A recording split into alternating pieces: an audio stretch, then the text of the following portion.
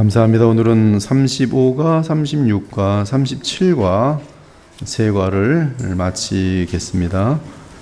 이 세 과는 10계명에서 1계명과 2계명에 대한 그러한 윌리엄스의 G.I. 윌리엄슨의 그러한 소요리 문답 강론 속에서의 내용이 되겠습니다. 제45문 제1계명은 무엇입니까? 여러분 답변 바랍니다. 시작.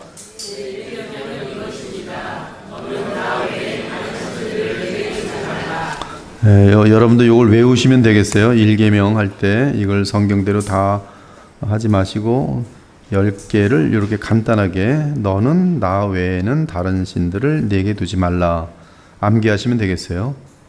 적어도 다른 신들을 내게 두지 말라, 다른 신들을 섬기지 말라, 이 정도로만 외워도 1계명을 외웠다고 볼 수가 있겠습니다. 그러나 정확하게 너는 나 외에는 다른 신들을 내게 두지 말라 하고 외우시면 되겠죠. 제46문 제1계명에서는 무엇을 요구합니까? 시작.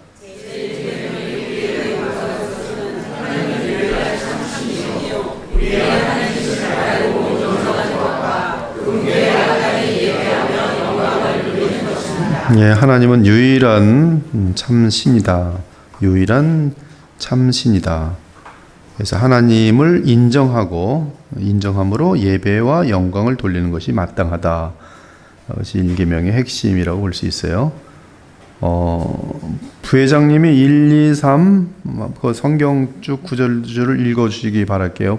내 아들 솔로몬아, 너는 내 아버지 하나님을 알고 내가 오늘 여호와를 내 하나님으로 인정하고 또 그 도를 행하고 그의 규례와 명령과 법도를 지키며 그의 소리를 들으라.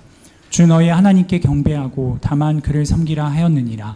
여기 보면은 성경 구절에서 우리에게 내려주시는 그런 분명한 지시인데요.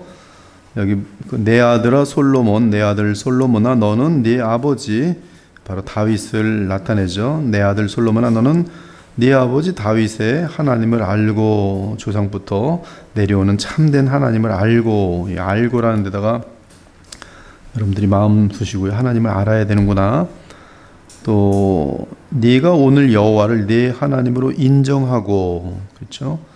알고 인정하고, 그리고 인정한다면 그분이 하시는 말씀, 그분의 교훈, 그분의 도를 행하고, 또 그의 규례와 명령과 법도를 지키며 그의 소리를 들으라.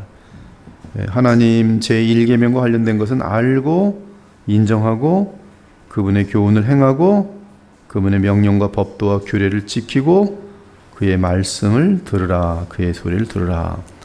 그 다음에 주 너의 하나님을 예배하고 경배하고 오직 다만 다른 신을 섬기면 큰일 나는 것이죠. 다만 하나님을 예배하라. 그를 섬기라. 이렇게 되겠어요. 1계명은 요약하면 예배의 대상은 오직 한 분 살아계신 여호와 하나님 외에는 다른 분이 없다라는 것을 여러분이 마음속에 새기면 되겠어요. 우리의 예배 대상은 하나님 한 분 외에는 없다. 여호와 하나님. 여호와는 이제 언약의 하나님이라는 뜻이 계시고요. 그 원어로는 이제 스스로 존재하시는 분, 그렇게 보시면 되겠어요. 그래서 그분은 이 영원하시고 무한하신 분으로서 유한과 공간과 시간 속에 있는 모든 만물을 창조하신 영원하신 창조주 하나님이십니다.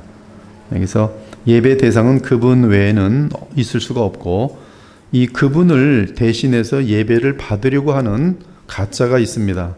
그 가짜는 누구냐 하면 마귀예요. 그러니까 하나님 외에 하나님 자리에 앉으려고 하는 궁극적인 존재는 마귀입니다.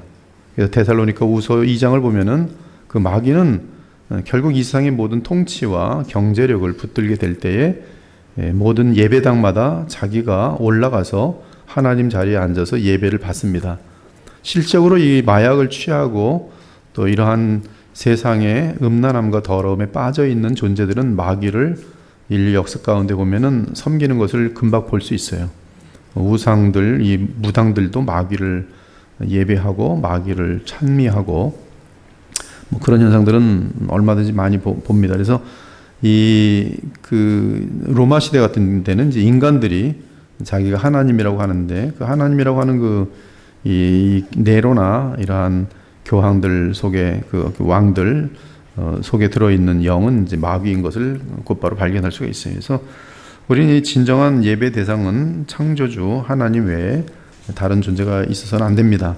피조물이 예배를 받는 것은 그것은 하나님께 어마어마한 무서운 죄를 범하는 것이에요. 그래서 제1계명은 우리의 예배 대상은 오직 살아계신 영원하신 창조주 하나님 성삼위 하나님 외에는 살아계신 하나님 외에는 다른 이가 없다라는 사실, 이 간단한 명제를 진리를 여러분 마음속에 새기면 되겠어요.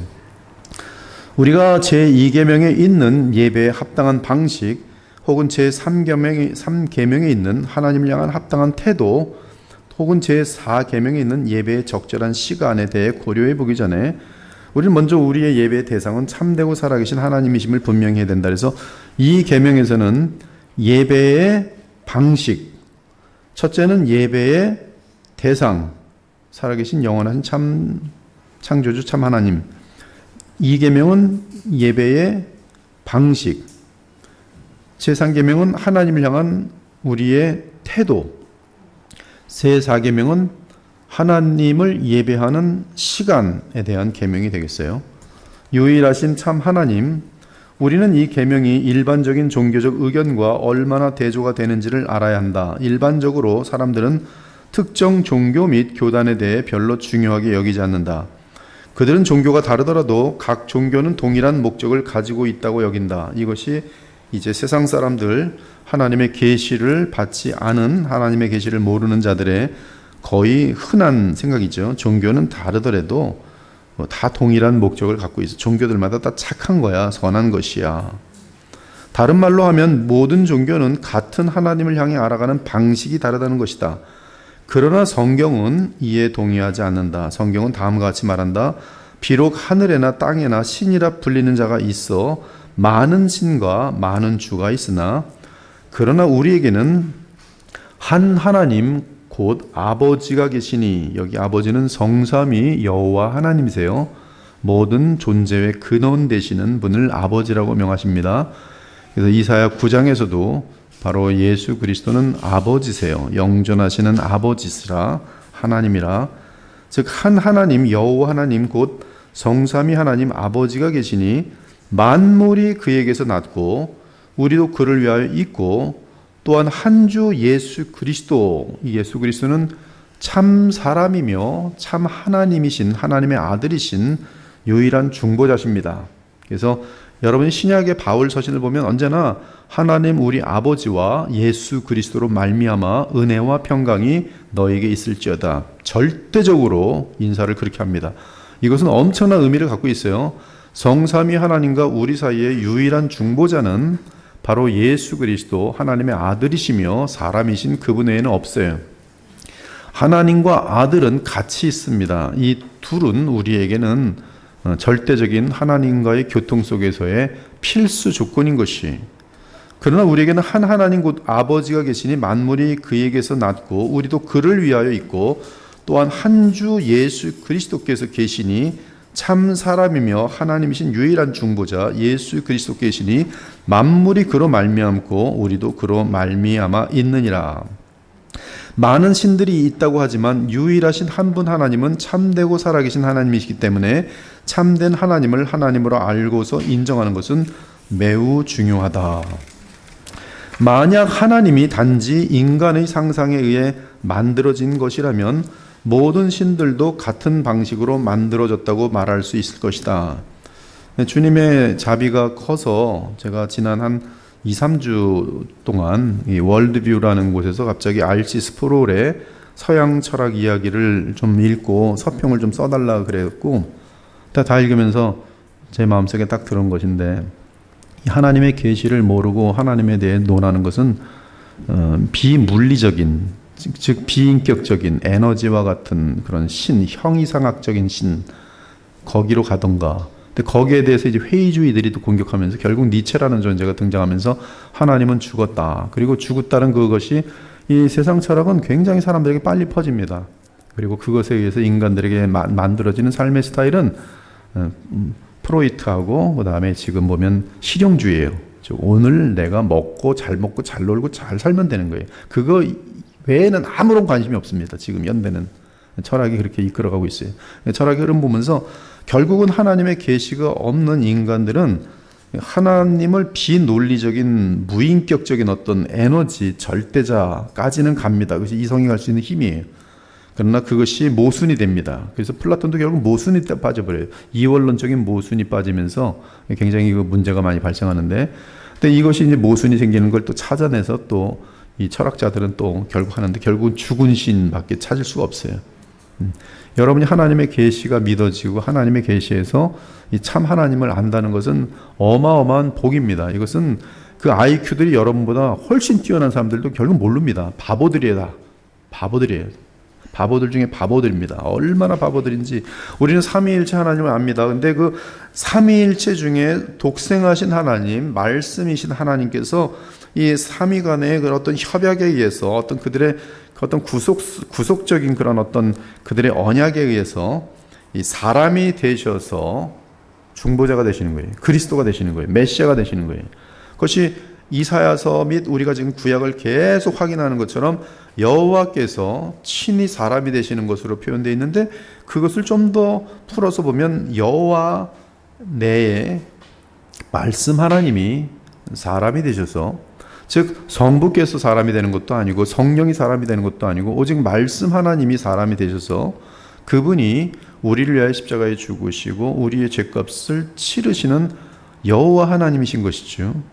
그거는 계시 없으면 알 수가 없는 거예요. 오직 그리고 그분 중보자 되시는 그분을 통해서만 우리는 하나님을 바르게 할 수 있고 하나님을 만날 수 있고 하나님을 인격적으로 아는데, 그 하나님은 그리스도 안에서는 우리에겐 무한한 사랑으로만 와닿게 돼 있어요. 왜? 그리스도께서는 우리와 하나님 사이에 문제를 일으킨 죄 문제를 친히 하나님께서, 하나님의 아들께서 사람으로 오셔서 해결해 놓으시기 때문에 이 하나님을 아는 우리들은 하나님의 무한한 사랑 외에는 다른 것 받을 것이 없어요. 거기서 누리는 그 어떤 안정감과 확신과 이런 것들이 이 철학자들에게 없어요. 유일하게 철학자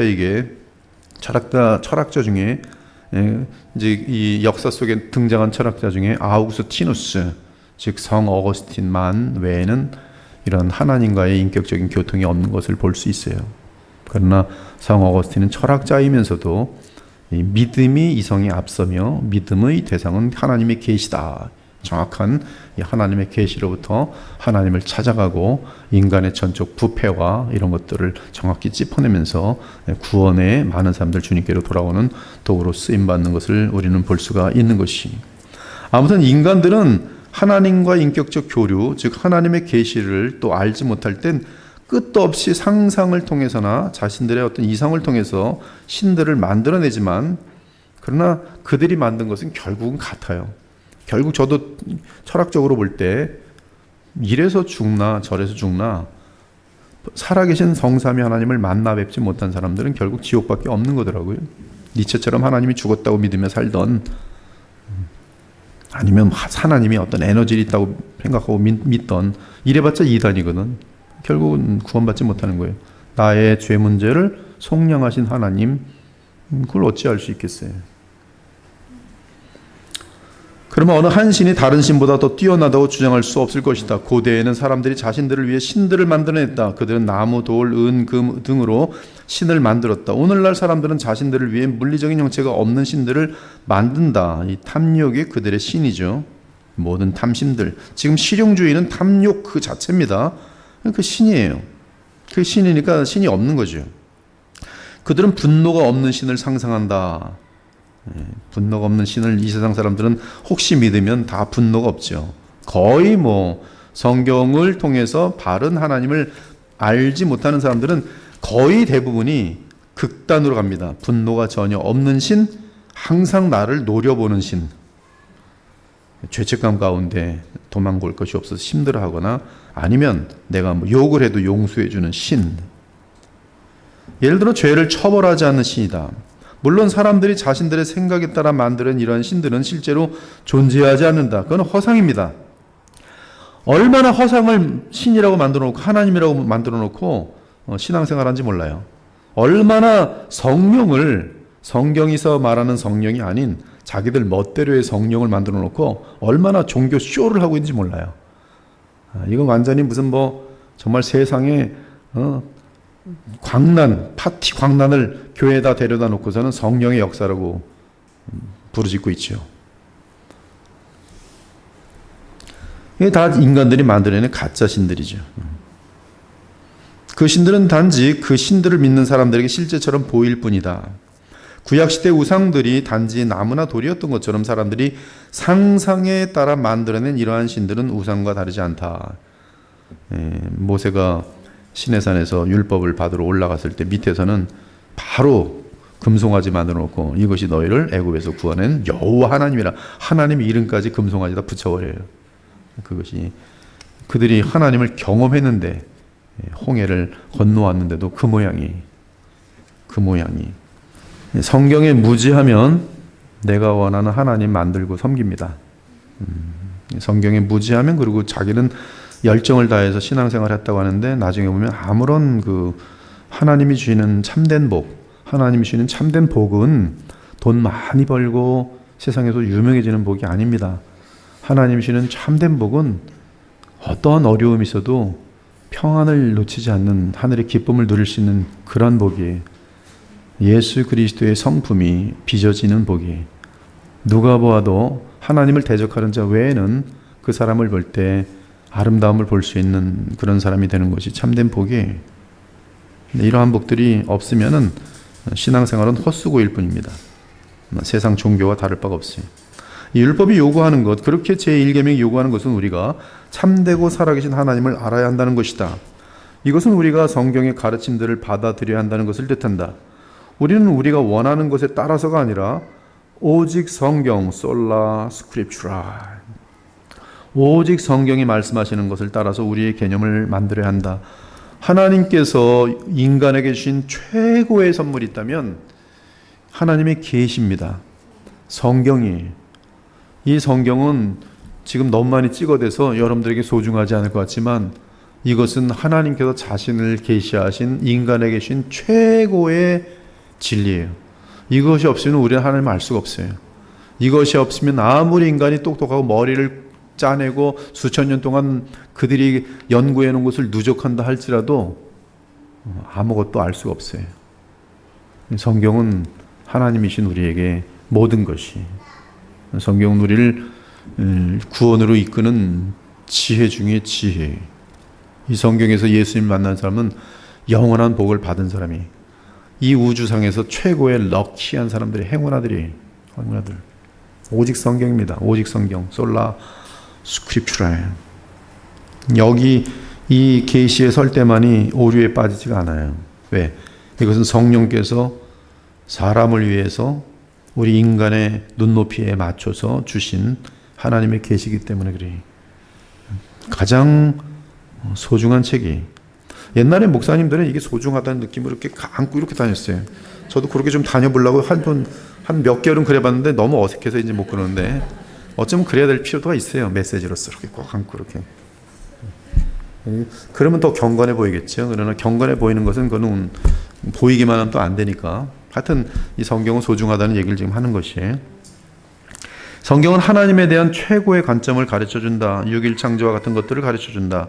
죽은 자들을 무덤에서 일으키시는 하나님의 능력, 역사 끝에 새하늘과 새 땅을 만드시는 하나님의 약속 등을 알려준다. 성경은 우리를 영원한 형벌로부터 구원하시기 위하여 하나님께서 그분의 독생하신 아들 예수 그리스도를 세상에 보내셨다고 말씀한다. 성경은 하나님께서 행하신 위대한 기적들에 대해 가르쳐준다. 그리고 하나님 안에 삼위, 아버지, 아들, 그리고 성령이 계심을 알려준다. 그리고 이 세 분은 한 하나님이시며 본질에 있어서 동일하시며 능력과 영광에 있어서 동일하심을 알려준다. 그렇게 참되고 살아계신 하나님을 알기 위해서는 누구나 성경의 가르침에 익숙해야 된다. 익숙해야 한다. 그들이 듣지도 못하니라 어찌 믿으리요? 전파하는 자가 없이 어찌 들으리요? 한 사람이 참되고 살아계신 하나님을 알기 위해 얼마나 많은 성경 지식이 필요한지 말하기는 쉽지 않다. 십자가에 달렸던 강도는 아마도 예수께서 처녀 마리아로부터 태어나시다는 것을 알지 못하였을 것이다. 그는 삼위일체 교리를 우리가 소요리 문답에서 배우는 것과 같이 명확하게 정의된 방식으로 이해하지 못했을 것이다. 우리는 단지 그 강도가 참된 하나님과 다른 모든 신들 사이에 차이가 있다는 것을 알 수 있도록 참되고 살아계신 하나님에 대한 충분한 계시를 받았다고 말할 수 있다. 그에게 갑자기 이 하나님의 말씀이 기억나고 깨달아지게 된 것은 오직 성령의 역사죠. 두 강도가 동일한 6시간 동안 매달려 있을 때 한 강도는 하나님의 나라를 정확하게 얘기합니다. 하나님의 나라, 이것은 지금 총체적인 것이 복음에 대한 총체적인 얘기입니다. 하나님 나라의 왕이 당신입니다. 그러므로 나를 오늘 내가 죽으면 하나님 나라에 들어갈 수 있도록 하옵소서. 왕에게 부탁하는 그의 신앙 고백이 예수께서 뭐라 그래요? 오늘 네가 나와 함께 낙원에 가리라, 가 있으리라. 이 성령의 역사. 또한 그 계시를 그가 온전히 이해하고 받아들였다는 사실이 매우 중요하다. 다시 말해서 성경이 가르치는 것을 잘 알고 있지만 그중 일부를 거부하는 현대인들과, 지금 현대인들은 성경의 많은 내용을 아는데 거부해요. 무슨 예수님의 부활, 그거는 그냥 우리에게 소망만 주면 되는 것이지 무슨 육체적 부활, 난 그거 안 믿어. 성경 알아요? 나 안 믿어요. 유대인들은, 이스라엘 사람들은 구약 성경 내내 봅니다. 메시아에 대해서 이사야 53장도 봅니다. 안 믿어요. 이건 누가 대신 죽는다는 게 아니라 그냥 우리 이스라엘이 고통받는다는 그냥 총체적인 시적인 표현이야. 안 믿어요. 현대 자유주의자들이 그런 식으로 있죠. 기적도 믿지 않고 예수님의 대속도 믿지 않고. 자유주의자는 뭐라 그래요? 만약에 예수님이 죄인을 위해서 죽으면 하나님은 이 우주에서 가장 불의한 존재다. 죄인은 처벌해야 되고 의인은 살려야지. 왜 갑자기 의인이 죄인을 해서 대속해서 십자가에 죽는다고? 그런 하나님이 어디 있어? 난 그런 하나님 안 믿을 거야. 이게 자유주의. 그러나 우리는 그것이 바로 복음 그 자체잖아요. 그것만이 내가 생명을 얻고 죄산을 받을 수 있는 유일한 길이잖아요. 끝과 끝이 틀린 거예요. 그들 성경 매일 읽어요. 그러나 그들이 성경 읽어서 뭐 하고 있어요? 안 믿기 위해서 읽고 있어요. 지금 그 얘기를 지금 하는 거예요. 윌리엄스는. 그 강도는 십자가상에서 거의 아주 굉장히 작은 미묘한 아주 조금의 계시를 받았을 뿐인데, 성령에 의해서 그것을 온전히 믿고 바로 참된 하나님을 향하여, 특별히 자기 옆에 가운데 계시는 그리스도가 바로 메시아라는 사실, 그리고 저분이 지금 매달려 있는 것은 이분은 죄가 없다, 나는 죄가 많다. 근데 이분이 왜 죄가 없는데 여기 달렸을까? 하나님의 나라의 주인공으로서 나의 죄를 사하기 위하여 여기 달렸구나. 그것이 그에게 와 있는 거예요. 그러므로 그렇다면 당신은 내가 이렇게 무서운 죄를 졌음에도 불구하고 내 죄를 사하셨다면, 그래서 지금 죽고 계시다면 오늘 주의 나라에 제가 들어갈 수 있습니까?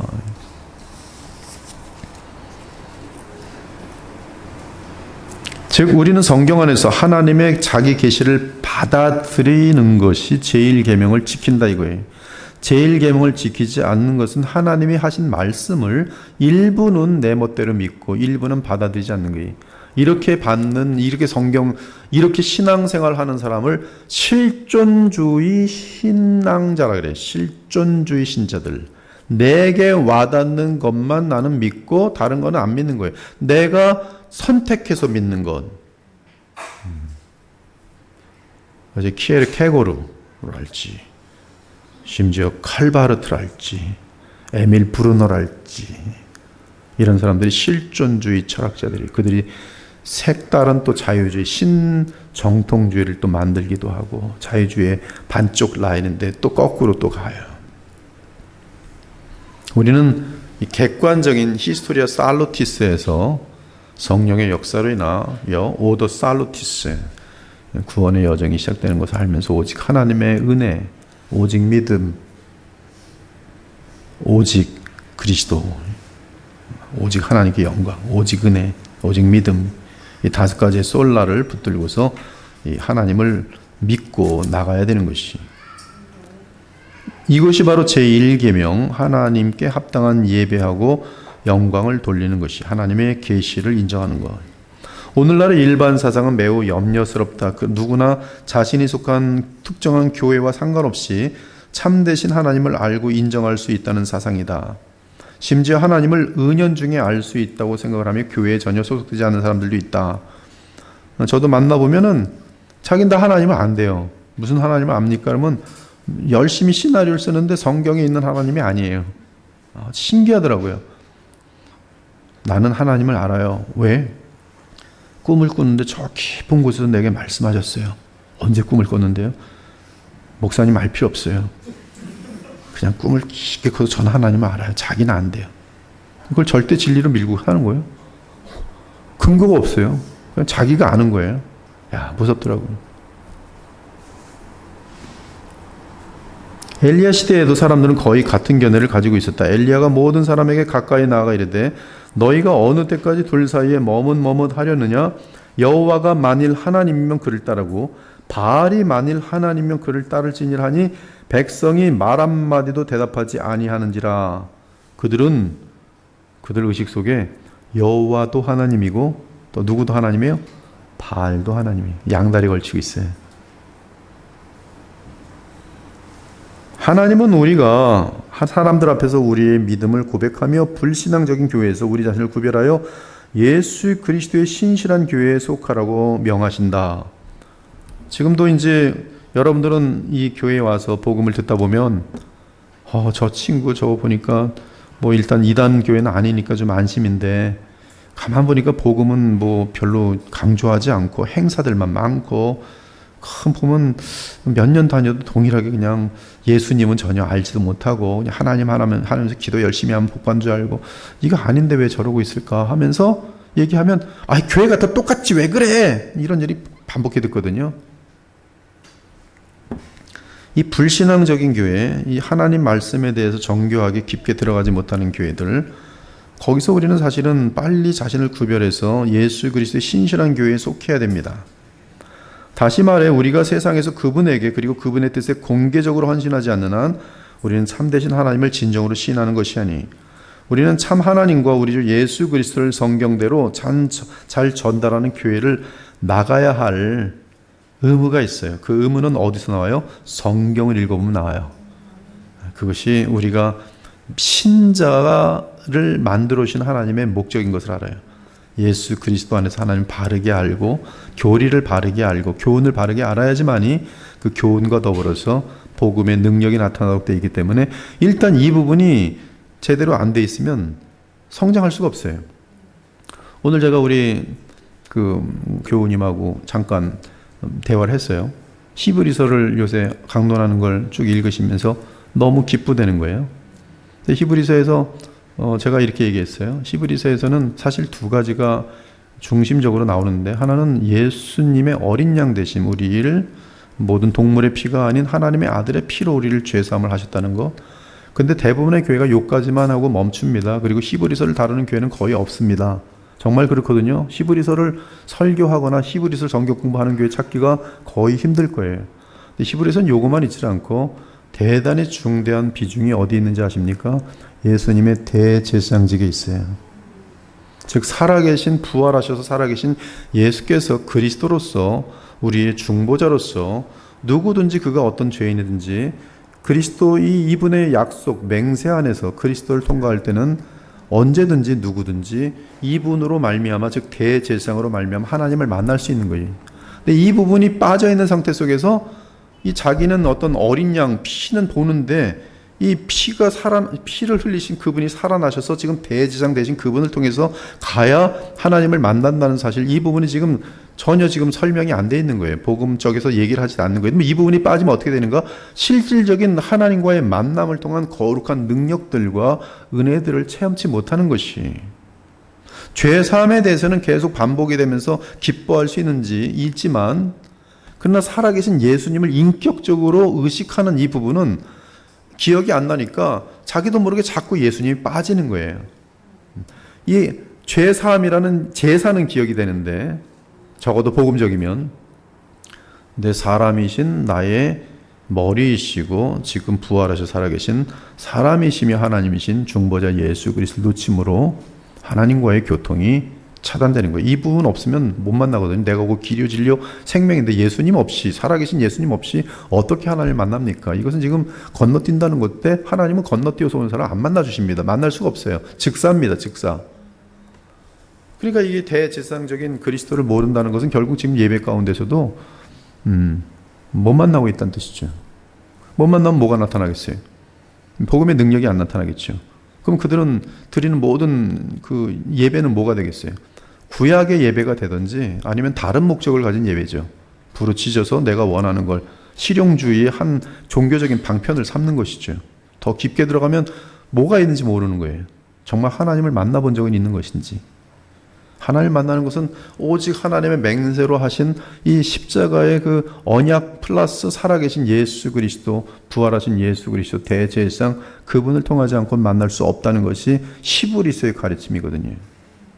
이런 부분들이 지금 성경을 통해서 총체적으로 잘 전달돼야지만이 우리는 정확하게 하나님이 주신 복음이 정말 나에게, 내 가정에, 이 사회에 어마어마한 그런 하나님이 은혜가 살아 생동하는 그런 은혜인 것을 체험하게 되는 것이죠. 그러니까 참 하나님과 우리 주 예수 그리스도를 성경대로 아는 것, 너무나 간단한 내용인데, 너무나 간단한데도 이 수세기의 철학자들이 끝까지 여기를 못 와요. 한 사람도 못 와요. 어거스틴 외에는.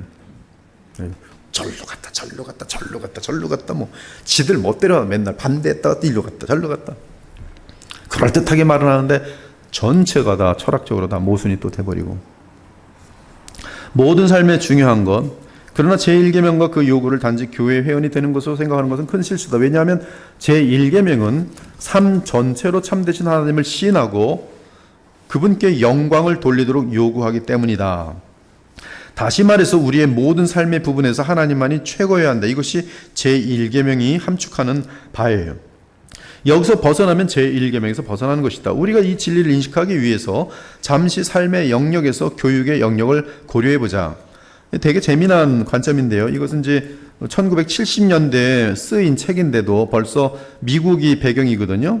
근데 이게 미국 배경에서 보면은 이 굉장히 그 종교에 대한 벌써 이 싸움이, 기독교에 대한 그런 박해 같은 것들이 시작되는 것을 벌써 볼 수 있어요. 한국에서도 이제 뭐 이런 일들이 진행되고 있고 앞으로 더 많이 진행되겠죠. 법에 따르면 공립학교에서는 어떠한 종교적인 가르침도 있어서는 안 된다. 미국은 모든 법이 다 십계명 앞에서, 성경 앞에서 재판이 진행됐었어요. 그래서 여러분 지금은 없어졌는데 옛날에는 성경이 항상 딱 있어서 어떻게 해요? 성경 앞에서 맹세하고 손을 얹고 그리고 재판장 앞에 서고, 그렇죠? 재판장은 십계명이 뒤에 쫙 붙어 있는 데에서 재판을 했었어요. 근데 그런 거 지금 없어요. 다 없어요. 즉 어떠한 종교적인 가르침도 있어서는 안 된다. 공립학교에서는. 따라서 교사들은 성경에서 말하는 하나님, 사람 그리고 세상에 대해 가르치는 것이 허용되지 않는다. 우리나라도 이제 기독교 학교인데도 불구하고 이제 법적으로 고소당하면, 기독교 학교인데도 얼마 전에 벌써 밀렸어요. 몇 년 전에. 기독교 학교인데도 학교에서는 그렇게 뭐 예배 드리고 그런 건, 강요하는 건 다 불법이 돼버려요. 가르치는 내용도 마찬가지고. 그러나 그리스도인의 관점에서 이러한 것, 즉 성경이 말씀하시는 것은 반드시 학교에서 가르쳐져야 하며 그들의 자녀들에게 진화론과 같은 거짓 가르침이 진리인 것처럼 가르쳐져서는 안 된다. 이러한 이유로 그리스도인들은 그들의 자녀들이 받는 교육에서 참되고 살아계신 하나님이 최우선이 되도록 기독교 학교를 만들어 왔다. 그리고 이러한 행동을 촉발한 원인 중 하나는 미국 대법원이 미국인의 공공생활의 교육 영역에서 하나님의 마땅한 위치를 계속 반대하며 통제해온 사실이다.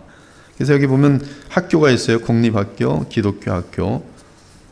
기독교 학교는 막 참 진리의 빛이 반짝반짝하고, 여기는 이제 중립된 종교성. 기독교는 그들 중 하나님과 서로 같이 공존하는 것이죠. 오늘날 그리스도인들이 동일한 반응을 나타내야 할 다른 여러 영역들이 있다. 우리는 하나님의 주권을 공개적으로 인정하는 노동조합들과 정당들이 필요하다고 말한다. 하지만 이런 것들은 단지 또 다른 예일 뿐이다. 우리가 무엇보다도 인정할 필요가 있는 것은 참으로 하나님을 알고 그분을 인정하는 사람들은 하나님이 무시당하거나 그분이 받으셔야 할 마땅한 영광이 주어지지 않을 때 결코 만족할 수 없다는 사실이다. 그러니까 자녀들에게도 하나님이 인정받는 것을 너무 보고 싶어 합니다. 그러니까 거기서 대책을 무슨 방법이라도 쓰는 거죠. 뭐 공립학교를 다닐 수밖에 없다면 그럼 집에 와서라도 예배를 꼬박꼬박 드리게 만든다든지, 하나님을 그들에게 놓치게 해서는 안 된다는 그 마음이 되게 큰 거죠. 제1계명이 마음속에 새겨져 있기 때문에. 제1계명은 나의 삶 전체에서 하나님이 1등이어야 된다는 그런 사고가 반드시 들어오기 때문에 그래요. 하나님께서 만물보다 가장 높이 계시며 삶의 모든 것이 신앙이라는 사실은 위대한 진리다. 이 진리는 기독교를 세상의 많은 것들과 구별시키는 진리이며 심지어 기독교라는 이름으로 행세하는 세속적인 것들과도 구별시키는 가르침이다. 지금 이때도 보면 기독교라는 이름으로 세속적인 그런 것을 가르치는 일들이 벌써 허다한 것이죠. 지금 독일 같은 데 보면은 독일에서 기독교 학교인데 기독교 학교 와서 예수님만이 구원의 기다라면 벌써 거기서도 문제가 돼요. 그래서 참 아이러니한 거야, 아이러니. 지금 기독교 학교인데 기독교가 종교다원을 다 받아들인 상태예요. 제1계명이 의미하는 것을 알게 된 사람들은 더 이상 삶의 두 개의 구별된 것, 즉 한 부분은 종교이고 나머지는 다른 부분이라고 여기지 않는다. 또한 그들은 종교를 영혼 구원의 문제로만 여기지 않을 것이다. 당연히 그 부분도 중요하지만 종교는 그 이상이다. 신앙은 사업, 여가, 정치 등 모든 삶의 분야에서 하나님께 충성하려고 노력하는 것이기도 하다. 이것이 제1계명이 함축하는 바다. 깨어질 수 없는 통일성. 여기서 우리는 야고보가 하나의 계명을 어기면 모든 율법을 어기는 것이라고 말했을 때 그가 무엇을 말하려고 했던 것인지를 알 수 있다. 하나님이 최우선이기 때문에, 그리고 우리의 최우선 의무는 그분을 모든 삶 속에서 알고 인정하는 것이기 때문에 다른 9가지 계명은 이 명령과 관련된다고 생각할 수 있다. 다른 말로 하면 다른 9가지 계명들은 우리가 마땅히 경배하는 하나님을 어떻게 예배하고 영광을 올려드려야 하는지를 가르쳐 준다. 간음하는 삶은 하나님을 예배하고 영광 돌리는 것과 연결될 수가 없어요. 남의 도둑질을 하는 사람들, 이 하나님을 예배하고 영광하는 것은 그냥 위선일 뿐이. 그러므로 제1계명을 진실하게 지킨다면 나머지 9계명도 진실하게 지키려고 온 마음과 뜻을 다하도록 돼 있지. 우리가 이러한 계명들을 참되고 살아계신 하나님의 계명들로서 받아들일 때 우리는 그분을 영화롭게 한다. 우리가 하나님을 사랑하게 그분을 기쁘시게 해드리려고 진실로 그 계명들을 지키고자 노력할 때 안 되겠죠. 잘 노력하는데 자꾸 실패하겠죠. 실패할 때 뭐 하게 돼 있을까요? 노력하는 진심이 있는데 실패할 때, 진심이 있는데 실패할 때 뭘 하게 되는지 아십니까? 회개와 함께 기도하게 돼 있어요. 주여, 저는 잘 안 되네요. 마음은 원이로되 안 되네요. 뭘 구해요? 주의 성령의 도우심을 구합니다. 주의 약속대로 주의 영을 제게 허락해 주시고 저를 다스리옵소서. 그때 예수께서는 그 기도를 들으시고 우리에게 그분의 승리의 영을 부어주시죠. 바로 이렇게 노력할 때 그 계명들을 올바도 받아들이는 것이다. 요한은 다음과 같이 말했다. 하나님을 사랑하는 것은 이것이니 우리가 그의 계명들을 지키는 것이라. 이것은 우리가 10계명 전체를 하나로 취하지 않고 계명 중 일부만을 취하는 것이 얼마나 잘못된 것인지를 보여준다. 교회에서의 예배를 참석하지 않거나 하나님을 경배하지 않는 사람들은 때때로 자신들이 다른 사람들과의 관계와 관련한 계명들을 지키려고 노력한다는 사실에 자부심을 갖는다. 이것은 얼마나 모순된 것인지. 사람들과 사이좋게 사랑하느라 하나님을 향한 예배를 경홀히 여기는 자들, 그들은 이미 10계명을 다 어긴 상태에 있다, 이 말씀이. 하나님의 관점에서는 그분을 기쁘시게 하기 위하여 먼저 하나님을 최우선으로 인정하고 이 계명들을 지키려고 노력할 때에 일단 제1계명이 최우선이, 그것이 모든 10계명을 붙들고 있는 1계명이 허버지면 다른 건 다 의미가 없어요. 실패로 끝날 것이, 아무리 노력해도. 그래서 먼저 주의 나라와 주의 의를 구하는 것이, 먼저 하나님을 기쁘시게 할 줄 알아야 돼요. 먼저 예배에 힘쓸 줄 알아야 돼요.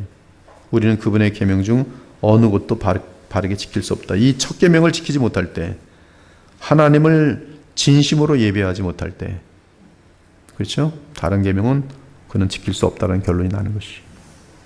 제2계명 제36과 제47문 1계명에서 금하고 있는 것은 무엇입니까? 답변: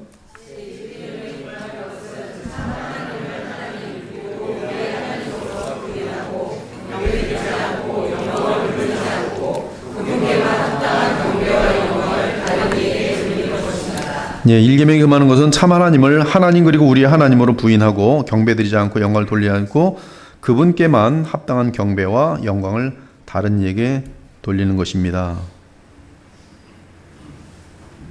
네, 금하는 것은 앞부분이고 그리고 그분께만 합당한 경배와 영광을 다른 이에게 돌리는 것입니다. 제48문 제1계명의 나 외에라는 말씀이 우리에게 특별히 가르쳐주는 것은 무엇입니까? 답변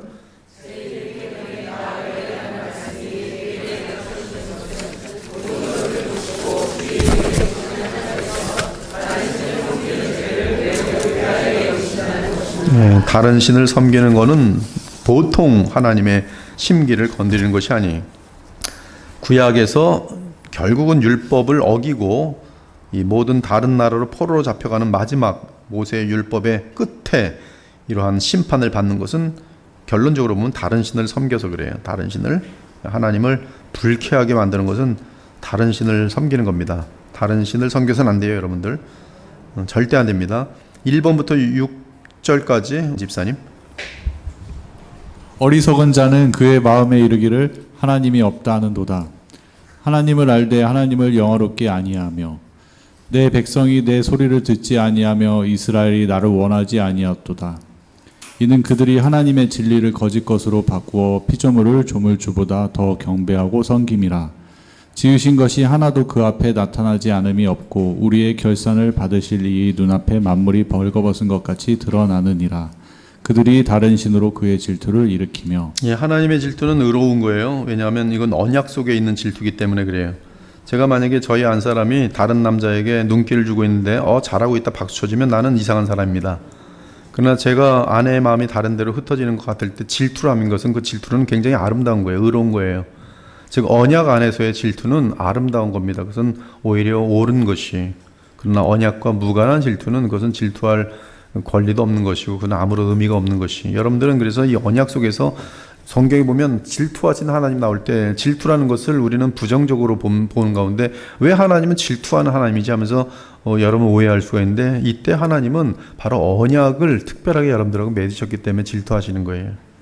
그 질투는 무엇입니까? 여러분이 하나님과 결혼했는데 하나님 외에 다른 데다가 바람 피는 것에 대한 하나님의 질투예요. 그 사랑이 얼마나 깊고 아름다우면 질투하시겠어요. 그것이 구약에서 말하는 호세아서 같은 데서의 하나님 마음을 보여주는 것이죠. 유일하시고 살아계시며 참되신 하나님이 계시다면 오직 그분만이 경배를 받으셔야 마땅하다. 이 참되신 하나님이 자신을 그분의 영감으로 기록된 말씀을 통하여 우리에게 알려주셨다면 우리는 그분을 우상과 혼동하지 않도록 주의해야 마땅하다. 그러나 우리는 매우 자주 미혹을 받아 하나님과 우상을 혼동해서 같이 섬기는 때가 많지요. 혼합주의의 위험성, 혼합주의는 조화될 수 없는 원리들을 섞으려는 시도다. 종교적 혼합주의는 참된 종교를 이 세상의 많은 거짓 종교들과 조화롭게 만들려는 시도다. 여러분 지금 이러한 시도가 교회에 얼마나 많은지 아십니까? 하늘에 계신 하나님께서는 가슴이 찢어지고 계실 것입니다. 저는 조금도 의심하지 않아요. 성경대로 나타나면. 근데 이 세상 사람들은 어떻게 하냐면 하나님은 우리가 사이좋게 지내는 것을 원하신다. 그들이 말하는 하나님은 성경이 말하는 하나님이 아니에요. 인본주의 하나님이. 그래서 그들은 기독교라는 이름을 가지고 거짓 종교들과 아주 사이좋게 지내는 것을 하나님이 원하신다. 하나님은 사랑의 하나님이다. 거기에 속한 사람들은 같이 비참하게 되는 거예요. 하나님의 질투 속에 들어가는 거예요. 제1계명이 우리에게 경고하는 것이 바로 이러한 죄다. 우리는 어떤 상황에서도 성경의 하나님과 이 세상의 거짓신들이 하나이고 동일한 것처럼 여기서는 안 된다. 이 프리메이슨이라는 조직이 있는데 이 프리메이슨의 가르침은 일반 이성적인 철학자들의 가르침하고 거의 다르잖아요. 철학자들이 기껏 이성을 통해서 하나님을 발견했는데 그들이 발견한 하나님은 이 프리메이슨에서 외치는 그런 하나님과 다르지가 않아요. 프리메이슨 여러분이 들어보셨는지 모르겠지만 미국에서는 메소닉 라치라고 부릅니다. 이 기원은 도대체 어디까지 올라가는지 모르겠어요. 그리고 이 프리메이슨과 관련된 어떠한 굉장히 많은 또한 가짜 뉴스들 또 끝없이 많이 붙어 있어요. 근데 하여튼 이 프리메이슨은 뭘 가르치냐면 모든 사람들이 동의하는 자연 종교다. 우리는 자연 종교다. 그들에 따르면 그리스도인, 유대인, 무슬림 등은 종교적인 교제로 함께 모일 수 있으며 우주의 거대한 건축가에게 기도하며 연합할 수 있다. 와, 세상의 모든 종교를 프리메이슨들은 껴안고 있어. 우린 다 하나다. 이 모든 종교는 다 우주의 거대한 건축가가 이렇게 종교를 각각 나라에다 다 풀어놔서 누구든지 각 종교를 통해서 이렇게 거대한 건축가한테 가면 되는 것이 우리는 그 채널로 역할을 한다. 여기 있는 사람들은 다른 종교, 유대인이세요. 저는 지금 기독교인입니다. 잘 맞는 우리의 위대하신 건축가 하나님 같이 섬깁시다. 이슬람도 있네. 잘하셨습니다. 우리 형제입니다. 브라더인 언더월드 세상에서 우리는 형제입니다. 이게 프리메이슨이. 다만 우리들의 비밀은 끝까지 지키는 것입니다. 이 비밀은 프리메이슨에서는 최고의 언약이에요. 가슴을 얹고, 그리고 만약에 이 언약을 깨뜨리면 거기에는 이 두 권을 쓴 이 사도들이 있어요. 그들이 언제 가서 그들을 해치고 죽일지 몰라요. 맹세를 어긴 거기 때문에. 그래서 그렇게 하기로 동의하고 들어가요. 무섭죠. 그래서 프리메이슨 조직은 거의 드러나지 않아요. 근데 한국에도 있는 건 사실이에요. 프리메이슨은 말하기를 이것이 가능한 이유는 모든 사람들의 믿음이 같은 신을 서로 다른 방식으로 경배하기 때문이라는 것이다. 이 프리메이슨 말고 이렇게 말하는 사람 많죠. 이렇게 말하는 사람 많아요, 세상에. 교회 다니는 사람들 중에는 많아요. 그 사람이 프리메이슨이에요. 그래서 프리메이슨은 종교가 자기의 문 밖에 있는 사람은 누구도 구원받을 수 없다. 즉 우리가 그렇게 말하는데 이렇게 주장하지 않는 한 종교는 충돌하지 않는다. 또한 프리메이슨은 모든 신들은 평등하다는 가장 기본적인 원칙을 주장하는 종교다. 그러나 성경은 그런 주장을 무엇보다도 거부한다. 하나님은 한 분이시요 또 사람과 하나님 사이에 하나님과 사람 사이에 중보자도 한 분이시니 아까 말한 하나님 아버지와 우리 주 예수 그리스도 동일한 얘기죠. 하나님은 한 분이시요. 거기도 아까도 그랬죠. 하나님은 한 분이시요. 우리의 주도 한 분이시니 그 주는 누구예요? 하나님과 사람 사이에 중보자 되시는 우리 주예요. 그렇죠? 예수 그리스도로 말미암지 않고는 아버지께로 올 자가 없느니라. 아들을 부인하는 자에게는 또한 아버지가 없을 때 이러한 이유로 그리스도인은 어떤 사람이 예수 그리스도를 믿음으로 고백할 때까지는 그 사람과 영적인 교제를 해서는 안 돼요. 이단들과 영적인 교제를 해서는 안 돼요. 그냥 시민적으로 인사할 수 있고 지나가면서 그냥 인간들이니까 같이 친절을 베풀 수는 있어도 그들하고 영적인 교제를 하는 것은 그것은 하나님 앞에 옳지 않아요. 불교 신자들과 영적인 교제하는 것도 옳지 않아요. 사실 믿음이 깊어지면 사실은 별 같이 공존할 게 없어요. 같은 혈통이니까 누나는 뭐 어떻게 보다는 불교 신자고 나는 기독교 신자니까 어쩔 수 없이 밥은 같이 먹지만 무슨 영적인 대화가 통하겠습니까? 당신이 믿는 어떤 뭐 그냥 어떤 신이 있다면 그런 신의 존재와 내가 믿는 하나님과 다 우리는 그래서 친구야, 우린 가족이야. 이게 말이 되는 것이. 근데 그것이 기독교계에서 진행되고 있는 일들이 실질적으로 WCC 같은 것들이 그래요. 신실한 그리스도인이 왜 프리메이슨 조직과 같은 어떠한 조직의 구성원이 되거나 그러한 구성원으로 남아있지 않는 이유가 바로 이 때문이죠. 하나님께서는 기독교 신자가 거짓 종교들이 참인 것처럼 여기거나 거짓 신들이 참되지 하나님과 같은 것처럼 여기는 것을 허락하지 않으시기 때문에 그리스도인은 절대로 그런 일을 해서는 안 돼요. 물론 이러한 지식은 우리가 하나님 말씀을 잘 배워나갈 때 우리에게 주어지는 진리. 그러므로 그렇지 못한 자들을 우린 불쌍히 여기면서 빨리 잘 도와줘야 돼요.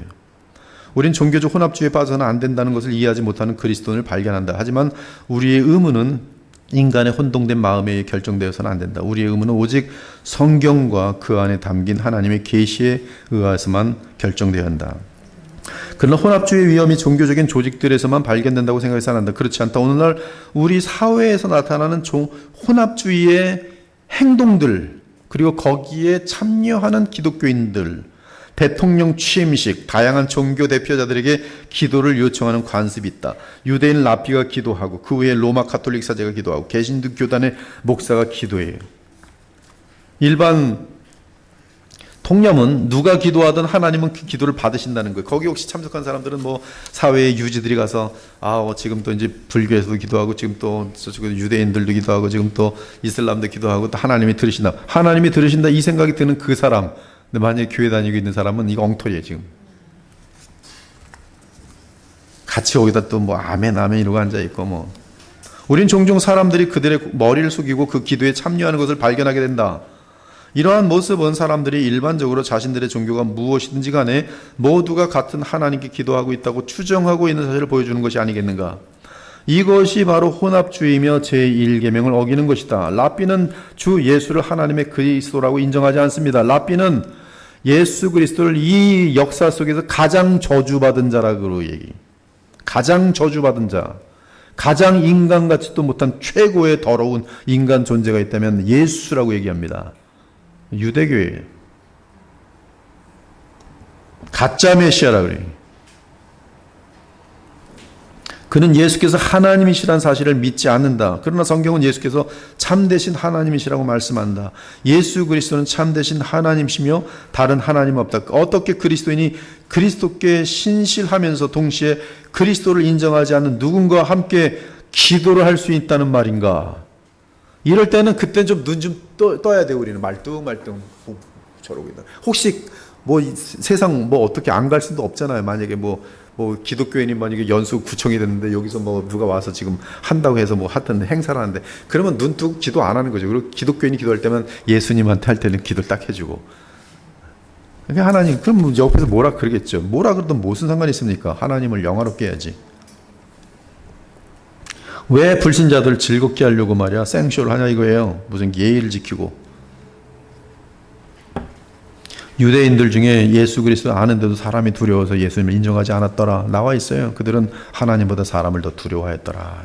부끄러운 메모를 남겨놨어요. 이 가톨릭 같은 경우는 동정녀 마리아에게 기도합니다. 신실한 그리스도인이라면 절대 참여할 수 없어요. 민주주의의 종교 개념은 종종 비종파적이다. 사실상 이것이 진정으로 의미하는 것은 우리로 하여금 우리를 나누게 하고 구별시키는 것들을 잊어버리게 하고 우리가 동의하는 것들을 바탕으로 하여 연합시키려고 하는 것이다.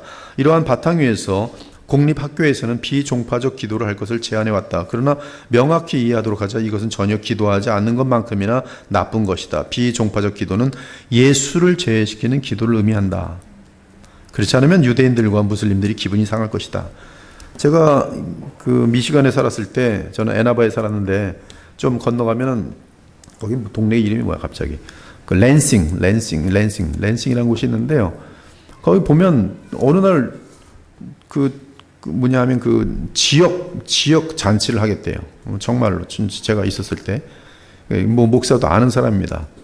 지역 잔치를 하는데 보니까 교회에서 랍비 그 다음에 구루 이 힌두교 쪽에 그 다음에 저쪽에 또 이슬람 쪽에 다 불러다가 이들이 뭐라고 기도하는지 아닙니까? 예수님 절대 안 나고요. 주여! 다 주라 그래요.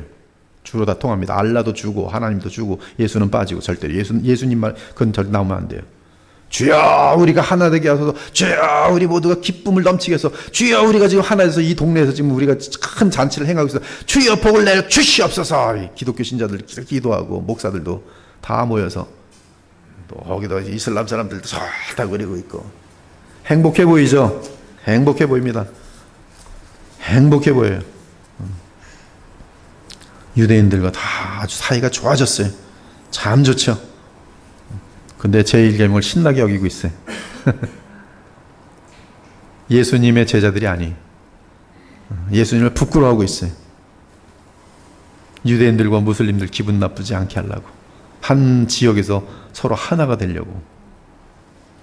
그들이 어찌 기독교인들이며 어찌 하나님의 살아계신 사람들이겠어요.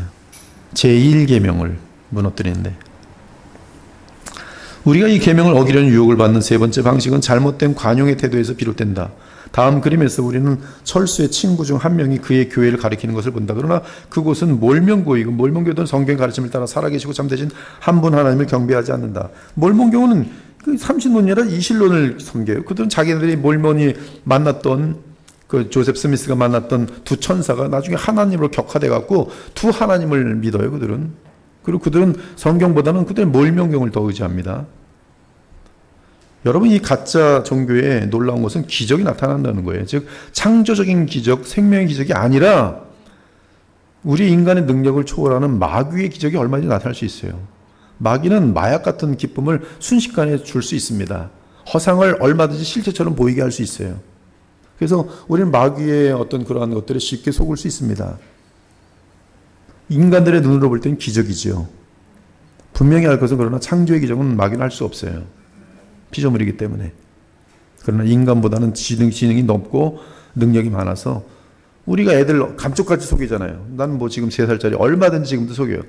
탁 해서 걔는 계속 이거 찾고 안겠죠. 전 빨리 숨기고 어디 갔지? 그러면 얘는 뱅뱅 도는 거예요. 자기 생각에는 정말 여기 어디 있어야 되는데 숨기는 걸 못 보는 거죠. 왜? 걔가 내가 걔보다 훨씬 더 똑똑하고 빨리 움직이니까. 마귀가 여러분 속이는 건 어렵잖아요. 예수 그리스도를 붙들지 않으면 마귀에게 넘어가기 딱 좋죠. 그렇게 그리스도인들은 몰몬교도들에게 예수 그리스도에 대해 말하고 구원의 유일한 길을 전해야 한다. 그러나 그냥 넘어가자는 유혹이다. 이 유혹은 누군가가 어떤 종교를 가지던 별 차이 없는 것처럼 행동하는 것이. 교회를 잘 다니는 자매가 몰몬교도가 영어 잘 가르친다니까 거기 가서 잘생겼네 이러고 있다가 그 사람하고 결혼해요. 잘생긴 몰몬교도 영어 잘하는. 한심해 죽죠 그냥. 이건 뭐.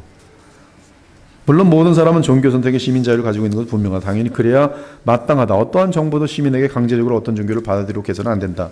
그리스도인들은 거짓 종교의 신도들이라도 만일 박해를 받거나 강요를 당할 경우 그들을 기꺼이 변호해야 한다. 하지만 어느 누구도 하나님 앞에서 성경에서 말하는 것이 아닌 다른 종교를 선택할 수 있는 종교적인 권리를 가지고 있지는 않다. 오직 유일하신 창조주 참 하나님 그분만 믿을 의무가 인간에게 있어요. 왜? 인간은 피조물이기 때문에. 하나님의 시각에서 예수 그리스도를 믿는 것과 성경의 가르침들을 받아들이는 것은 모든 사람의 의무다.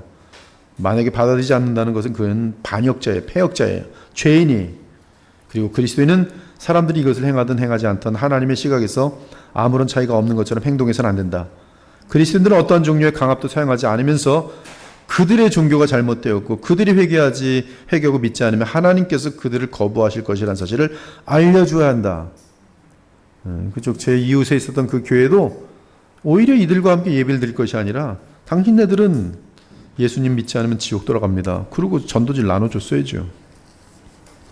중립의 위험, 마지막으로 종교적 중립성이라는 통념에 따라 오늘날 우리에게 다가오는 강력한 유혹을 언급해야만 한다.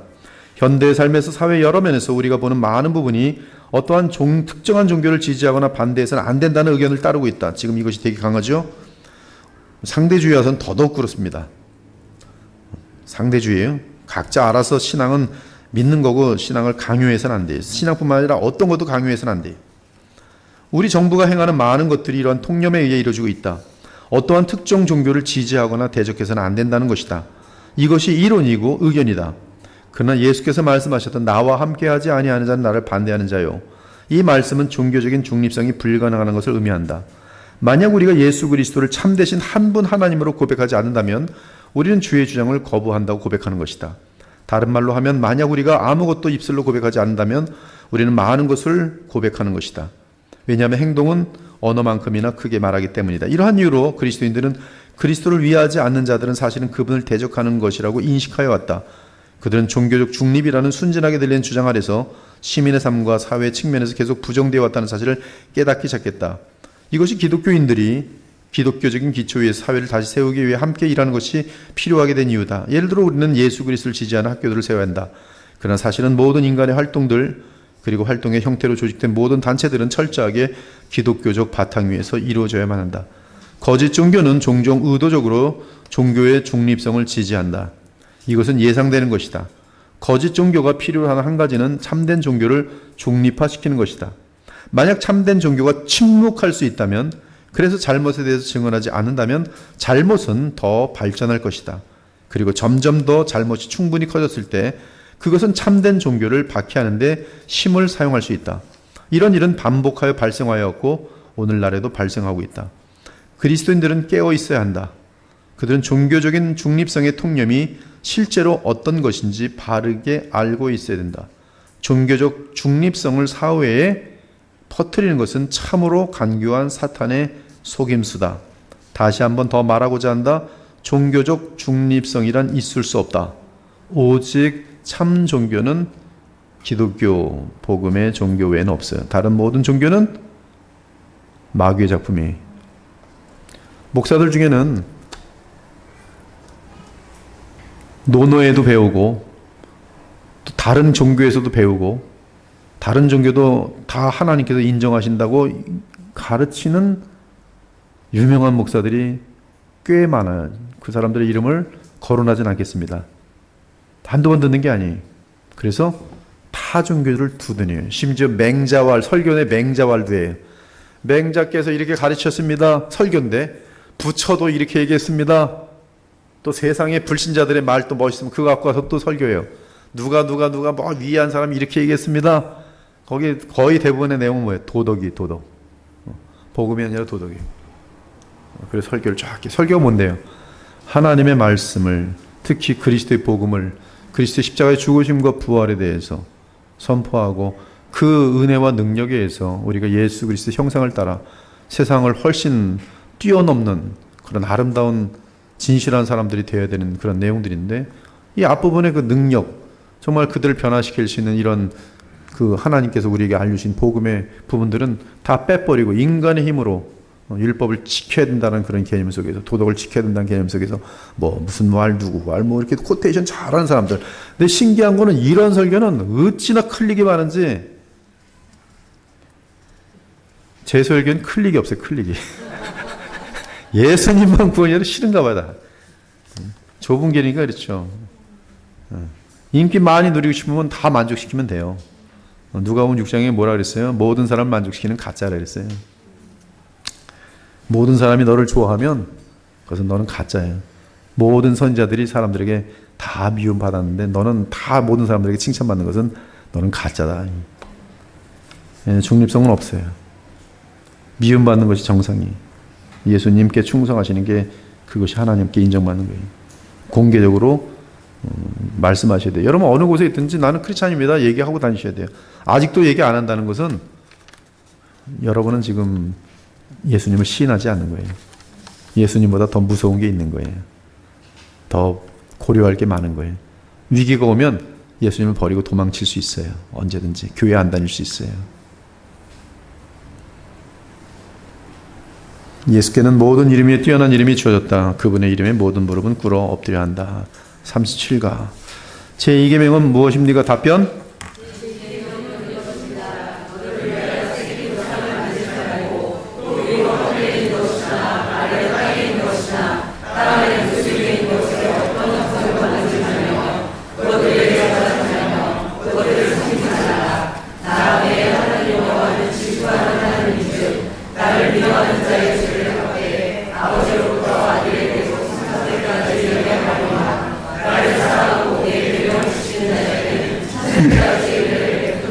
네, 지금 윌리엄스는 지금 이 계명에서 특별히 그 뒷부분에 보면 자녀들에 대한 얘기를 하는데요. 이 계명에 지금 그 예배에 대한 그 어떤 그 방법인데, 예배 방법이 얼마나 소중한지 그것이 제대로 지켜져야지만 우리의 자녀들이 바른 신앙생활하면서 하나님께로부터 사랑과 은혜를 입게 된다는 그런 내용으로 이어갑니다. 굉장히 아주 제 개인적인 견해로 봤을 때는 상당히 귀한 통찰력이에요. 예배에 대한 바른 예배를 물려주는 것은 그 자녀들에게 계속적으로 믿음을 온전히 지켜낼 수 있고, 그리고 계속적으로 이것이 전수되겠구나. 그렇다면 우리 교회도 지금 이 제2계명은 우리의 자녀들에게 복을 내리기 위한 굉장히 중요한 계명이 되는 셈이 되게 중요한 개념입니다. 우리는 제1계명에서 나 외에 다른 신을 섬기지 말라 그리고 제2계명에서는 이렇게 외우시면 돼요. 너를 위하여 우상을 만들지 말라. 우상을 만들지 말라. 이게 그 예배의 형태의 금한 내용이에요. 우상을 만들지 말라. 자, 제50문 제2계명에서 요구하는 것은 무엇입니까?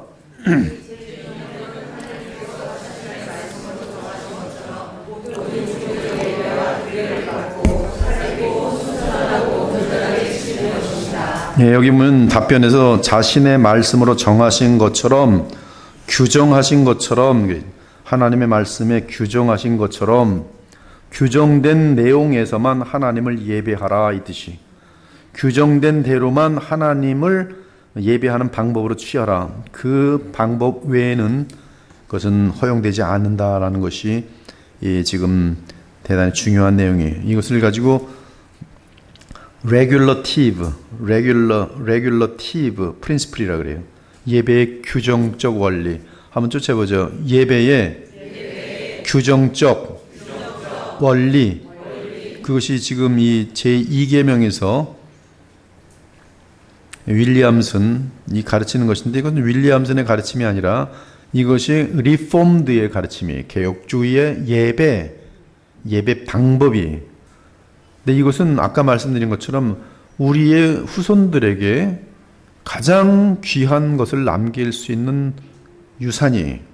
그러므로 그리스도의 보혈교회는 제2계명을 지키기 위해서 레귤러티브 프린시플을 지킬 것입니다. 이제 지금 진행되는 내용을 보면 알겠지만 이 규정적 원리라는 것이 얼마나 소중한지 곧바로 보게 돼요. 이 로마, 시간이 없어서 바로 건너뛸게요. 로마 카톨릭과 루터교 교회는 제2계명을 없앱니다. 실적으로 저는 카톨릭 교회 쪽에 가서 주님의 은혜인지 모르겠지만 카톨릭은 참 많이 연결이 됐었어요. 하여튼 거기 뭐 신학교에 들어가서 강의도 많이 들었고, 심지어 또 뭐 같은 그 예수회가 운영하고 있는 기도원에 가서 거기서 금식 기도도 되게 오래 했어요.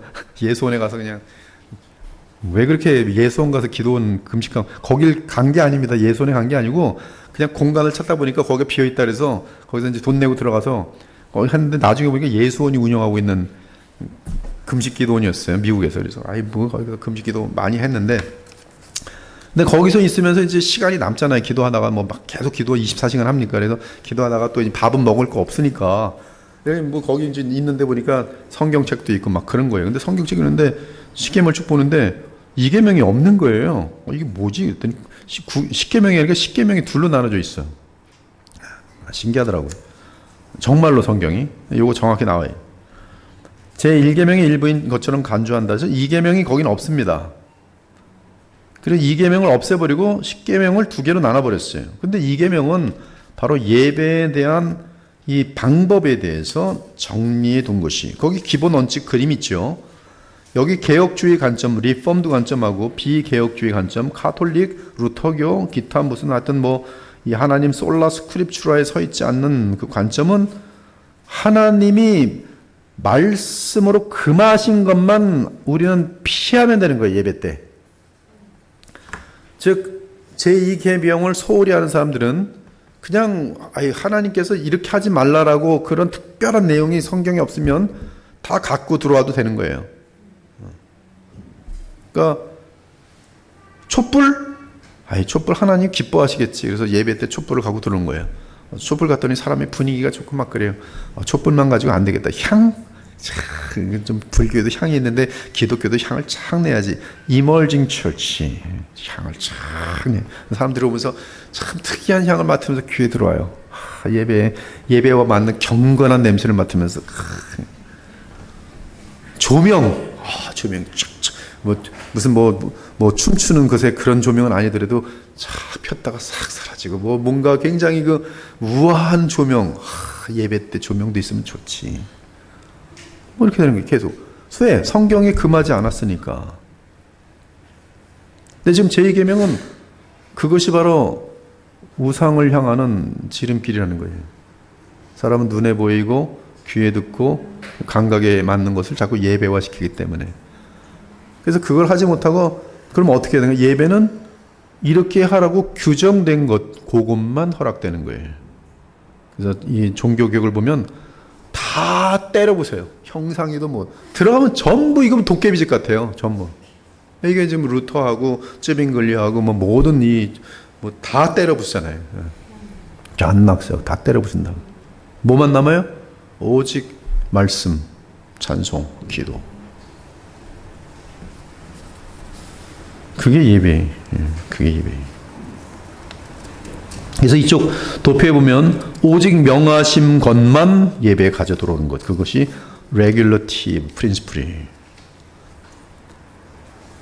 하나님께서 명령하신 것들을 참된 예배로 간주될 수 있는 것 중에 몇 부분으로 간주하는 것이 이쪽 이 지금 비개혁주의 관점이고요. 뭐든지 갖고 들어오는 것이죠. 그래서 로마 교회는 2가지 성례만 예수님은 말씀하셨는데 로마 교회는 7성례를 가져요. 신기하죠? 로마 교회는 사제들을 위한 예복들이 있어요. 웬 교황 옷 입은 거 보세요. 꽃갈부터 시작돼서 어찌나 뭐 그냥 뭐 칼라도 있고 또 붙이고 뭐 또 여기 향기 나는 것도 이렇게 흔들면서 또 구약의 거의 제사장과 거의 비슷한 형태인데 그걸 신약화시켜서 또 만들어가지고 또 이매지네이션을 총동원해서 이방 나라들이 이방 종교들이 쓰는 것까지 다 거기 갖고 들어옵니다. 눈 좋아하는 눈이 이 눈을 만족시키는 사람들은 교황 보면서 와 화려하다 멋있다 어떻게 저런 작품도 있을까 그거 보통 어마어마한 이 패션 디자인들이 다 총동원해 그렇죠? 십자가 형상들 결혼식에도 보면 다 웬 촛불들이 있어서 촛불 꼭 켜잖아요. 성인 형상들 뭐 그리고 얼마든지 추가할 수 있는 것이죠. 요새는 뭐 기독교 내에도 예배가 성령 춤이 들어왔어요. 그렇죠? 춤을 금한다는 말은 없거든. 뭐 여호와 앞에서 춤추며 기뻐한다는 거 시편에 많이 있거든.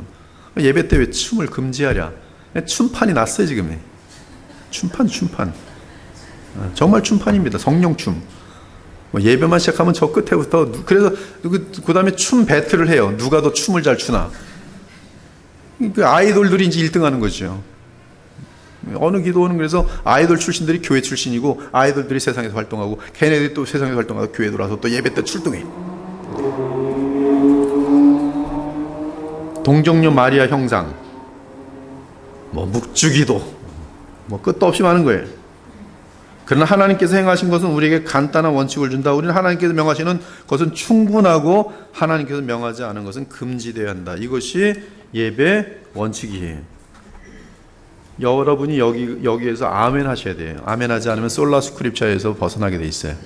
이것이 종교 개혁자들의 예배의 혁명이에요. 예배의 혁명은 곧 신앙의 혁명이고 신앙의 혁명은 곧 사회의 혁명이고 교회의 혁명이고 전 세계를 뒤엎는 혁명이 됐었어요. 우리는 혁명 그러면 무력을 가지고 싸우는 정치적인 혁명이 아니고 성경애로 돌아가는 혁명이 하나님이 역사하시는 혁명이에요. 이 교회를 하나님이 기뻐하십니다. 저는 압니다. 왜냐하면 지금 저는 솔라 스크립처에 서 있고 솔라 스크립처에 따라서 지금 예배 형식이 지금 되어 있어요. 처음에 저희 교회 온 사람 중에 보면은 상당히 많은 사람들이 예배가 너무 간단하대요. 왜 이렇게 간단해요? 그게 답이에요. 간단한 게 답입니다. 왜 뭘 복잡하게 만들려고 그래? 뭘 원하는데?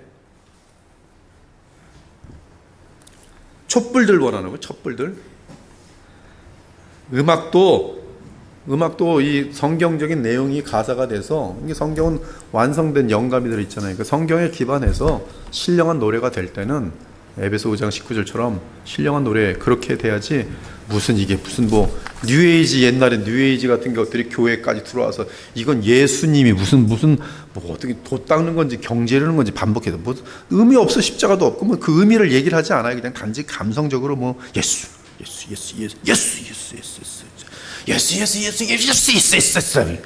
이게 찬양이 뭔지 뭐예요 이게 곡만 왔다 갔다 하면서 뮤직 세라피 하는데 그런 방법 막 동원하고 이런 것들은 지금 영과 진리로 예배드리는 것이 아니죠. 이런 것들은 우리의 감정을 만지는 능력을 가지고 있죠. 이 감정은 근데 이렇게 보면 되십니다. 감정을 만지는 것은 예수 그리스도를 향한 감사와 사랑이 없고 예수님과 무관한 사람도 은혜 받아요. 그래서 오르간 나쁘다는 뜻이 아니에요. 그러나 오르간에 의존하는 예배는 그건 온전한 게 아니에요. 그는 불신자들도 와서 와우 웅장해 그렇죠. 목을 탁 태서 옛날에 보면 그 사춘기 남자 되는 애들 그 사춘기 되지 않도록 다 거세해갖고는 남자가 여자 목소리 쫙 내주는 게 그게 예배였어요. 얼마나 날아가는지 몰라요. 그러면 사람들이 그냥 내 노래에 전율 쫙 하면서 그게 예배입니까? 그러니까 우리는 이 예배에 대해서 이 참된 예배에 대단히 방법을 소중해야 돼요. 그들은 자기네들하고 뭔가 안 맞으니까 이 계명을 없애버린 것이죠. 개혁주의 그리스도인들이 그들의 예배에 하나님께서 명하지 않으신 어떤 것도 원하지 않은 가장 기본적인 이유는 그들은 자신들이 본성적으로 죄인임을 잘 알고 있기 때문이다. 인간은 죄인들이기 때문에 하나님이 규정한 것을 벗어나기만 하면 무엇을 만들어요? 이 칼빈의 말처럼 우상 단지가 사람이에요. 우상 만들어요. 찬양팀 좋지요. 찬양팀 얼마나 귀합니까? 근데 찬양팀이 활성화되면 어떻게 되는지 아세요? 마이크 누가 잡느냐 싸움하고 앉아있어요. 정말로. 자기네들끼리 경쟁 따고 누가 더 인기가 좋은가. 정말 심각하죠. 자기가 주인공이 되었는데 주인공이 안 되면 예배고 뭐고 다 그날 삐친 거예요. 내 마이크 소리 오늘 볼륨을 누가 내렸어? 어떤 놈이야? 그게 관심이에요. 관심. 찬양팀. 찬양팀은 그래서 굉장히 조심해야 돼요. 내가 왜 찬양팀에 서는가? 부흥회 할 때 찬양 1시간 해요. 다 찬양으로 뒤집어놔요. 어찌나 노래들은 그렇게 잘 들하는지. 성경에 대해서는 무식한데 노래는 잘해요. 그러면 사람들 쫙 모여요. 찬양, 눈물 축축해. 찬양 다 끝나고 나서 그다음 술 마시러 가요. 왜? 죄를 이길 능력은 없는 거고. 찬양 다 끝나고 예배 드리는데 집에 가서 곧바로 음란한 영화 봐요.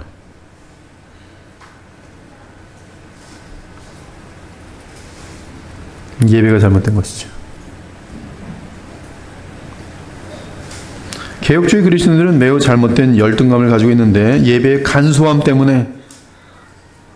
그러나 간소함이 뭐예요? 축복이에요. 그들은 다른 교회에서 일반적으로 있는 것들, 즉 사람의 본성에 매력적으로 보이는 것들의 일부를 가지고 있지 않기 때문에 초라하다고 여긴다. 우리 집 이 교회 얼마나 초라합니까? 어떤 목사님 와서 그랬잖아요. 여기 왜 천장이 이렇게 낮냐고? 내 애들은 이렇게 또 많이 예배 와서 앉아있냐고? 화요일인데. 이렇게 보면요. 이건 저건 높아야 되지 않냐고. 너무 초라해서 좀 저도 얼굴이 막 빨개졌는데 뭐가 초라합니까? 요새는 초라한 게 저한테는 자랑이에요. 더 초라해지고 싶어요. 어떤 때는. 한마디로 그들은 주께서 명하지 않으신 것들을 가지고 있지 않는 것에 안쓰러움을 느낀다. 혹시 여러분들 중에 우리 그리스도의 볼교회 다니면서 이 교회는 이렇게 초라해? 다 좋은데 이 초라함 같은 데문에 그 교회 가는 게 좀 이상해. 정말 그럴 수 있어요. 다들 버젓한 건물들 하나씩 다 있는데 깨끗하고 정돈돼 있고 여기 가면 이게 뭔지 무슨 방인지 알 수도 없고 목사님이라고 오늘 그래도 가려놨는데 항상 다리가 이렇게 밑으로 보이고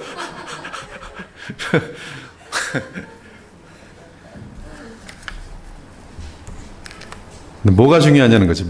눈에 보이는 게 중요합니까?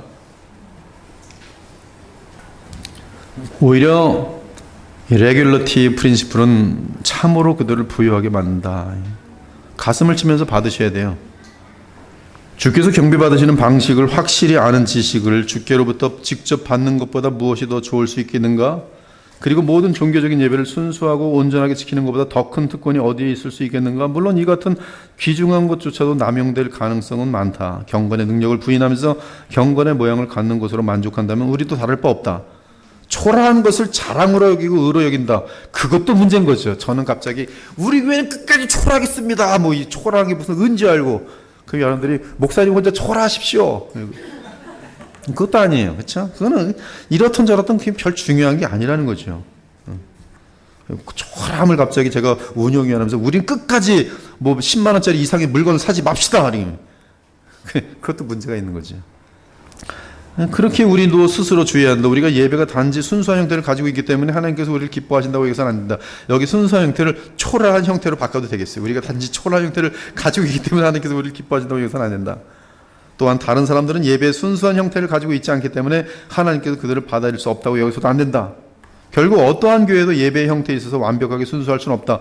하나님께서 죄인들을 받아들이실 때마다 그들의 죄와 불완전함에도 불구하고 받아주신다. 그래서 하나님께서는 예배의 순수한 형식을 가지고 있지만 마음으로는 덜 열정적인 사람들보다 비록 예배 형식이 덜 순수하지만 진실하고 회개하는 마음을 가지고 있는 자들을 더욱 기뻐하신다. 그럼에도 불구하고 우리는 열정적인 순수한 예배를 위해 더욱 노력해야 된다. 그리고 이러한 순수한 예배 문제가 사람이 진실하기만 하면 중요하지 않다고 말하는 것은 매우 큰 잘못이다. 만약 그러하다면 우리 하나님께서는 제2계명을 주시지 않았을 것이다. 그렇다면 순수한 예배를 드림으로써 얻는 커다란 유익은 무엇인가? 바로 아까 말씀드린 것처럼 자녀들이다. 우리의 자녀들은 그들이 잘못된 방식으로 하나님을 예배하고 있다는 사실을 알지 못하게 된다. 즉 우리가 잘못된 예배 방식을 전달해주면 그들은 잘못된 예배 방식을 그대로 답습하면서 자신들의 문제를 모른다는 것이죠. 근데 예배 방식이 잘못되면 복음의 능력과 성령의 역사에 장애가 되는 것은 확실합니다. 눈에 보이는 게 많을수록 귀로 듣는데 집중하지 못하게 돼 있고요. 쇼가 많을수록, 흥미가 많을수록 그들은 주님을 집중하는데 방해가 되도록 돼 있어요. 보이는 것이 많지 않고 항상 보던 사람이기 때문에 그냥 익숙해져서 그 사람은 건너뛰고 주님만 본다면 그건 참 아름다운 거예요. 모든 예배가 마치고 나서 결론적으로 예수님이 그 사람의 마음속에 남아있으면 아름다운 예배요. 예배를 마치고 나는데 예수님은 안 보이고 목사 얘기가 나온다든지 춤 얘기가 나온다든지 뭐 다른 게 자랑으로 나오면 그것은 의심스러운 예배예요. 만약 우리가 하나님께서 말씀으로 알려주신 대로 모든 종교적인 예배와 의식들을 순수하고 온전하게 받고 바라보고 지키려고 한다면 하나님께서는 놀라운 방식으로 자비를 보여주실 것이다. 이런 경우 우리의 자녀들은 진리에 의해 영향을 받는다. 그러므로 우리는 아름다운 바른 예배 방식을 지키고 그들에게 유산으로 남겨줘야 해요. 이 레귤러티의 프린시플, 예배 규정적 원리, 이 시대가 놓친, 그리고 많은 교회들이 놓치고 있는, 더 많은 사람들을 끌어올리기 위해서 계속 예배를 개발하는 하나님 중심 예배가 아닌 구도자 중심이라는 굉장히 멋있는 예배지만 그거는 전도하라는 것이지 예배를 전도로 드리는 것은 아니. 우리는 놓쳐서는 안 돼요. 예배의 중심은 누구예요? 그리스도를 통한 하나님이, 그리스도와 하나님이, 그 하나님과 그리스도가 예배의 모든 것이며 성령과 진리로 예배함이 하나님만이 받으시는 참 예배인 것이에요. 오늘 우리 이 계명을 통해서 바른 예배에 대해서 다시 한번 레귤러티브 프린시플, 참 귀한 말씀을 배웠습니다. 기도하고 마치도록 하겠습니다. 하나님 감사합니다. 오늘 지하이 윌리엄슨의 제1계명과 2계명에 대해서 이분이 연구하고 또 마음에 깨달았던 것들을 오늘 또 책을 통해서 나누었습니다. 얼마나 우리에게 귀하게 와닿는지요. 이 말씀들을 붙들고 혼탁한 이 세상 속에서 하나님이 기뻐하시는 주의 백성들, 그리고 하나님이 기뻐하시는 온전한 예배 드리면서 우리가 더욱더 영적으로 풍성하고 하나님의 은혜를 많이 누리는 우리의 본인들과 교회들과 또 우리의 후손들이 될 수 있도록 이 교회에 복을 내려주시고 이러한 아름다운 가르침을 이 시대의 많은 교회들에게 또 주의 백성들에게 나눌 수 있는 교회가 될 수 있도록 우리 주님 복을 내려 주옵소서. 돌아가는 발걸음에 기쁨과 확신이 넘칠 수 있도록 주께서 인도하시길 바라오며 살아계신 우리 주 예수 그리스도의 이름으로 기도 올리옵나이다. 아멘.